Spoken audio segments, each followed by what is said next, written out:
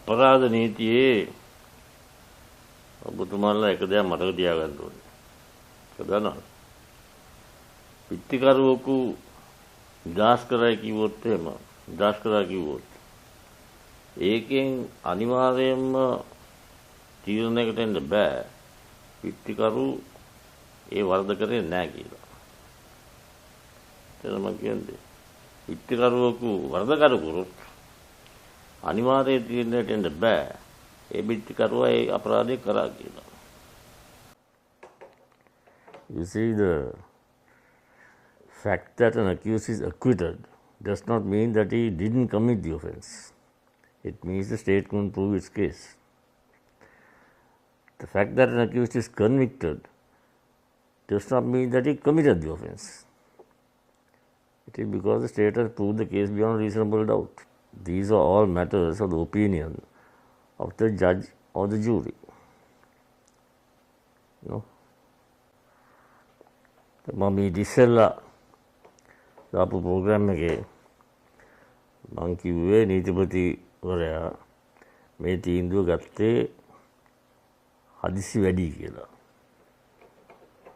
ඒ කියන්නේ පිටිකරුවන් නිදාය ඔය සැකකරන් තුන්දෙනා නිදහස් කරන්න ගත්ත තීන්දුව හදිසි වැඩි කියලායි මම කිව්වේ. හැබැයි ඔබතුමාලා මේ වීඩියෝ එක බලන්න මේ ඉතිසෙල්ලා එක. ඒක මං කිව්වේ සුනන්ද දේශප්‍රිය මැතිතුමා කියන දේ හරිනම් ඒ කරුණ හරිනම් මම ෆයිල් එක දාගන්නත් නැහැ සාකි දන්නෙත් නැහැ කියලා හරිනම් මෙන්න මේකයි තත්ත්වය කියලා.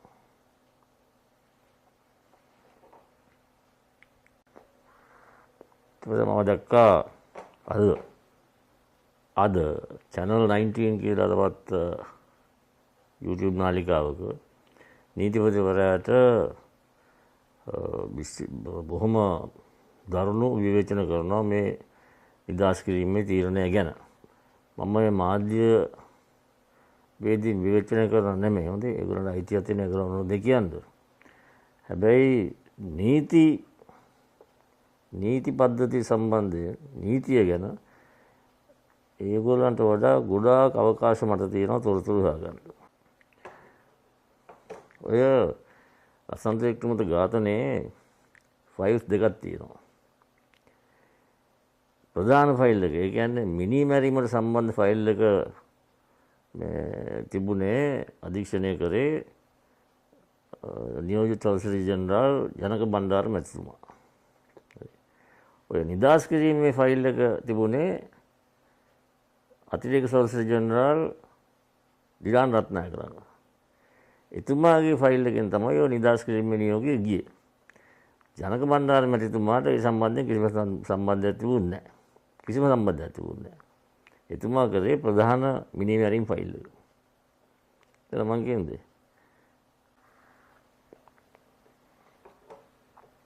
ජනක බණ්ඩාර නියෝජ්‍ය සොලිසිටර් ජෙනරාල් මැතිතුමා එක දවසක් මවුන්ට් ඇවිනියා උත්සවයේ පෙනී සිටලා ඔය තුන්දෙනාට අපදීම සම්බන්ධයෙන් දැඩි විරෝධතාවය ප්‍රකාශ කළා. අන්න එච්චරයි එතුමා කරේ ඒ සම්බන්ධයෙන්. අප ප්‍රතික්ෂේප කළා. මම අද ඔබතුමාලාට කියන්නම් ඔය පළවෙනි සැකකරු ගැන. කවුද මේ? ප්‍රේම් ආනන්ද උදුලාගම. ආනන්ද උදුලාගම. එයාගේ විතරක් මම කියනවා, නැත්නම් මේක ටික දිග්ගැසෙනවා. හොඳේ. හරිද? දැන් එයාගේ කතන්දරය ගත්තොත් එහෙම මෙන්න මේකයි සාරාංශය. හොඳේ. ලසන්ත වික්‍රමතුංග මැතිතුමාගේ ඝාතනය සිද්ධ වුණේ 2009 ජනවාරි මාසේ 8 වෙනිදා. හොඳේ. ඔය සාක්ෂිකරුවන ඩයස් කියන එක්කෙනා පැහැරගෙන ගියේ 2009 සෙප්තැම්බර් සහ නොවැම්බර් අතරතුර කාලයකදී. සෙප්තැම්බර් නොවැම්බර් 2009. හොඳේ. ඝාතනය සිද්ධ වුණේ ජනවාරි මාසේ. එතකොට එයාට මේ මිනිමැරුම සම්බන්ධයෙන් ලසන්ත මහත්තයාගේ ඝාතනය සම්බන්ධයෙන් කිසිම සම්බන්ධයක් නැහැ. ඒක මම කියන්නේ කිසිම සම්බන්ධයක් නැහැ. ඩයස් පැමිණිල්ල කරේ 2015. ඒ කියන්නේ අවුරුදු 6කට පස්සේ. අවුරුදු 6කට පස්සේ පැමිණිල්ල කරනවා මෙයාව අල්ලන් ගියයි කියලා උසගෙන ගියයි කියලා මේ ඔය කට්ටිය. හොඳේ. ඊට පස්සේ මේ හඳුනාගැනීමේ පරිට්ටුවක ඩයස් හඳුනාගත්තා මේ ඔය අපි කතා කරන සැකකරු උදුරාගම කියන එක හඳුනාගත්තා. හොඳේ. මෙයා තමයි මට තර්ජනය කරේ කියලා සාක්ෂි දෙන්න එපයි කියලා. තැනත්තා ලංකාවේ ඉන්ටෙලිජන්ස් ඩිපාර්ට්මන්ට් එකට අනුයුක්ත නිලධාරියෙක්. පොලිස් නිලධාරියෙක්. හොඳේ. ඊට පස්සේ සාක්ෂිකාරයා පැරේඩ් එකෙන් පස්සේ පැරේඩ් එක අඳුරගත්තා. මෙයා තමයි කියලා. ඊට පස්සේ මහේස්ත්‍රාත්තුමාට රහස් ප්‍රකාශයක් කරා පැරේඩ් එකට ඉස්සෙල්ලා පොලිසියෙන් යාට පෙන්නුවයි කියලා සැකකාරයා පෙන්නුවයි කියලා. මෙන්න මෙම කියලා තියෙනවා. CID එකෙන් මට සැරින් සැරේ එන්න කියලා ගොඩක් අය පෙන්නලා ඇහුවා. අන්තිමට මගෙන් ප්‍රශ්න කරන එක්කෙනාව මම හඳුනාගත්තා. හරි හඳුනාගත්තා. දැන් නීතිපති දෙපාර්තමේන්තුව නඩුවක් අධියෝධනාවක් දාන්නේ සාධාරණ විශ්වාසයක් තියෙනවා නම් ඒ නඩුව ඔප්පු කරන්න පුළුවන් කියලා. දැන් මේ වගේ තත්ත්වයකට මේ වගේ සාක්ෂාත්කාරයක නඩුව ඔප්පු කරන්න පුළුවන්. ඔබතුමාලා කල්පනා කරලා බලන්න මහ ජනතාව. පැරේඩ් එක අඳුර ගන්නවා. ඊට පස්සේ මහේස්ත්‍රාත්තුමාට කියලා කියනවා මට මේ පැරේඩ් ඉස්සෙල්ලා මේ සාක්ෂිකාර පෙන්නුවයි කියලා. ඒක මම කියන්නේ. මෙන්න මේ යාගේ වචන ටික හරිද?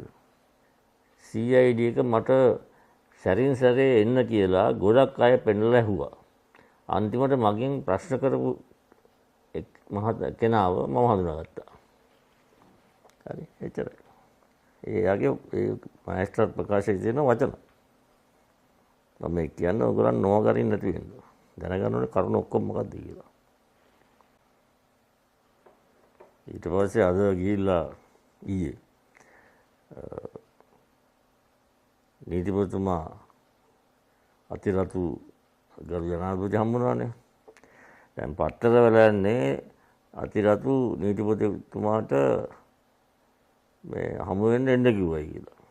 කැඳෙව්වයි කියලා. ඒක වැරදි. නීතිපතිතුමා තමයි අතිරතුගෙන් ඉන්ටර්විව් එකක් ඉල්ලුවේ. ඒකත් මතක තියාගන්න. පත්තර වල යන්නේ අතිරතු නීතිපතිවරයා කැඳෙව්වයි කියලා. ඒක ටිකක් අපහාසාත්මක කතන්දර යන්නේ. ඒක නෙමෙයි වුණේ. නීතිපතිවරයා අතිරතුගෙන් ඉල්ලුවා ඉන්ටර්විව් එකක්. අන්න ඒකයි දුන්නේ. එතන ඉන්න ශානි අබ්බිසර හිටියා.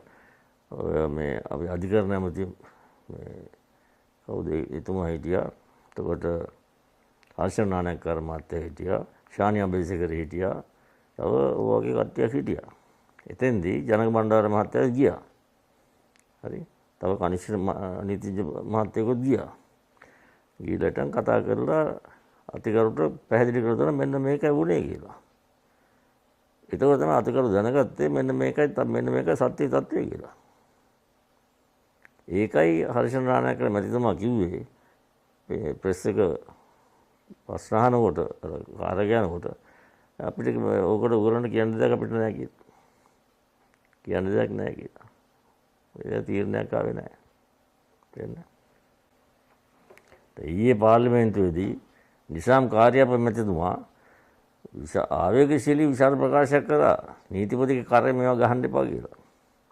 එතුමා නීතිපති කියන්නේ. එතුමා කියලා තියෙනවා එතුමා කිව්වා නීතිපතිවරයාගේ කරේ මේවා ගහන්න එපා. මෙන්න මේකයි මේ තත්ත්වය කියලා. ඒක සෑහෙන වෙලාවක් එතුමා කතා කරා ඒ ගැන. ඒකත් හරි. ඒක එතුමා කියන්නේ ආණ්ඩුවේ නොහැකියාව නීතිපතිගේ කරේ පටවන්න එපා කියලා. ඒක එතුමාගේ දේශනයේ හරය ඒකයි. එතුමා කිව්වේ මම හිතන්නේ හර්ණ්‍ය අමසූරිය අගමැතිනියට. ඔන්න ඕකයි මේ ලියුමේ තත්ත්වයේ පළවෙනි සැකකරු ගැන. අනිත් දෙන්න ගැනම අනිත් පාර කියන්න නිකන් මෙතන ඕවර්ලෝඩ් කරන්න ඕනේ නැහැ නේද? කල්පනා කරලා බලන්න. යතරතුරේදී ප්‍රවෘත්ති වලට යන විදියට ලසන්ත වික්‍රමතුංග මැතිතුමාගේ දියණිය අහිංසා හරිනම සූරිය මැතිණියට ගරු අගමැතිණියට ලියුමක් කරලා තියෙනවා නීතිපතිවරයා පාලින්ද රණසිංහ මහත්තයාට විරුද්ධව දෝෂාරෝපණය කියන කියලා. ඉම්පීච්මන්ට් මොෂන් එක. මේ නිදහස් කිරීම සම්බන්ධයෙන්. මම අතිරතර කියන්නේ ඔය වගේ අහිංසාට මගේ අනුකම්පාව තියෙනවා. මම අහිංසා ගැන නෙමෙයි කතා කරන්නේ. මම කතා කරන්නේ අතිරතු ගැන. මේ වගේ තත්ත්වයන් යටතේ ඔබතුමා දෝෂාභියෝගයක් ගෙනවොත් එහෙම ඔබතුමාගේ 159 කරගන්න පුළුවන්. ඒක වෙනම දෙයක්. හැබැයි මහජනතාවගේ මතය ඔබතුමා සම්බන්ධයෙන් තවත් පල්ලෙහාට යනවා.